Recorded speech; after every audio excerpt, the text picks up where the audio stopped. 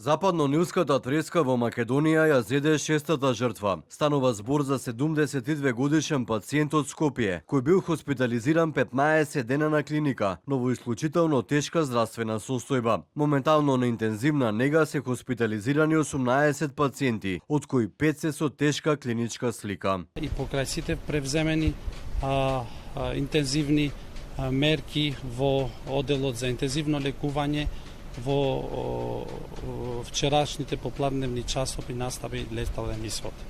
Значи, до денеска на клиниката за инфективни болести биле или се хоспитализирани 51 пациент, од кои 27 досега се излекувани и испишани од клиникава. Моментално на клиникава се 18 пациенти, од кои 15 се со лабораториски потврдена веснал инфекција невроинвазивна форма. Во меѓувреме западно-нилскиот вирус се шири низ останатиот дел од земјава. Во Ресен евидентирана е болеста кај гавран, пронајден мртов во градскиот парк. Министерот за здравство Сашо Клековски смета дека мртвата птица е доказ за локална циркулација на вирусот. И понаѓањето на мртов гавран може да укаже на показател на локална циркулација на вирусот на западно-нилска треска.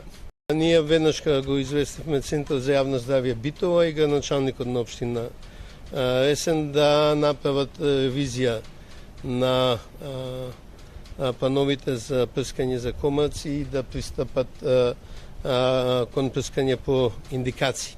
Агенцијата за храна и ветеринарство пак најави надзор на целата територија на државата, со кој ќе бидат опфатени одгледувалишта на живина за некомерцијални цели.